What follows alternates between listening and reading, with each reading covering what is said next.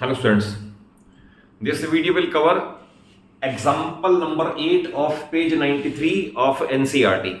तो first of all इसमें आपको यह बता दूं कि यह जरूरी नहीं कि क्वेश्चन इसी फॉर्म में पूछा जाए जैसा कि NCERT में गिवन है।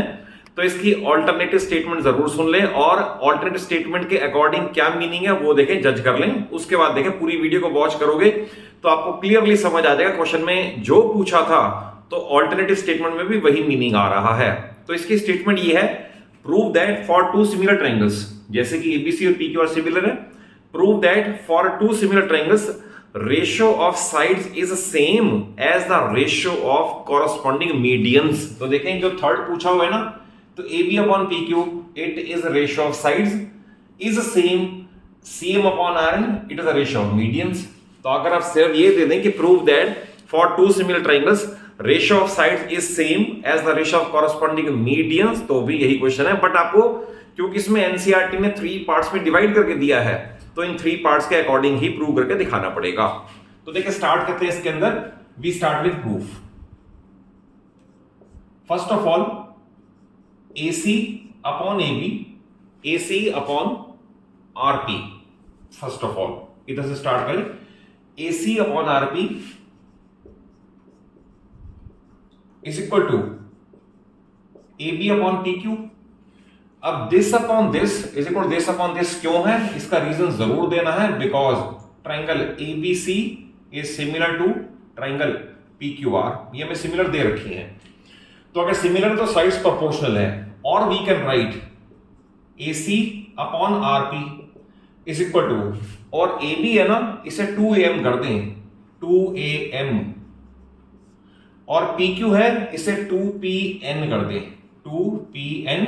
रीजन आएगा because CM and RN are medians, और ये आपको पता होना चाहिए कि मीडियंस सामने की साइड को 2 इक्वल पार्ट्स में डिवाइड करते हैं। देन 2 का 2 से cancellation and we have proved AC upon RP is equal to AM upon PN।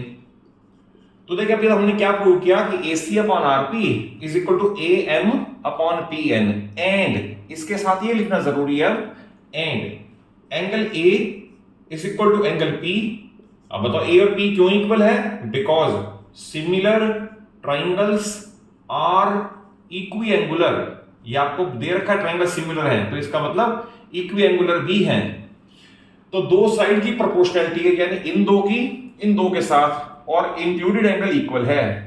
It means SAS apply हो सकती है। Therefore by SAS we can say triangle AMC similar triangle PNR।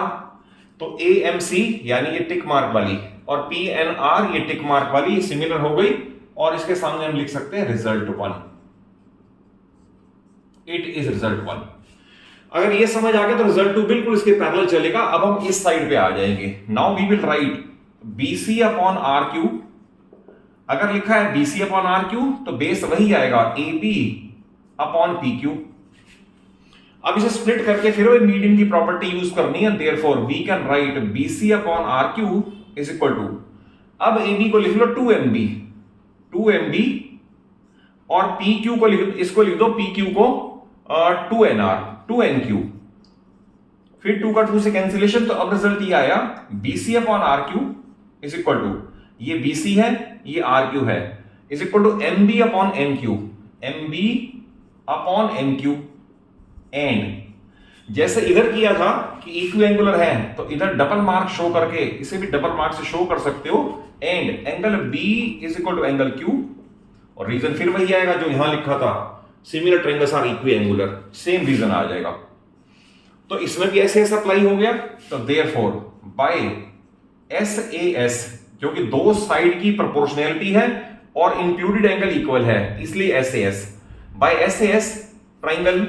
अब जो ये थे CMB यानी क्रॉस मार्क वाली, ये क्रॉस मार्क और क्रॉस मार्क वाली, तो that is triangle CMB similar triangle RNQ, और इस केस में रिजल्ट नंबर 2 भी ऑब्टेन हो गया। It is result number 2। अब थर्ड वही है कि ratio of side is same as the ratio of corresponding medians. तो देखिए हमने प्रूव कर दिया कि इसका इसके साथ रिलेशन है और इसका इनके साथ भी रिलेशन है। तो इस तरह से स्टार्ट करेंगे।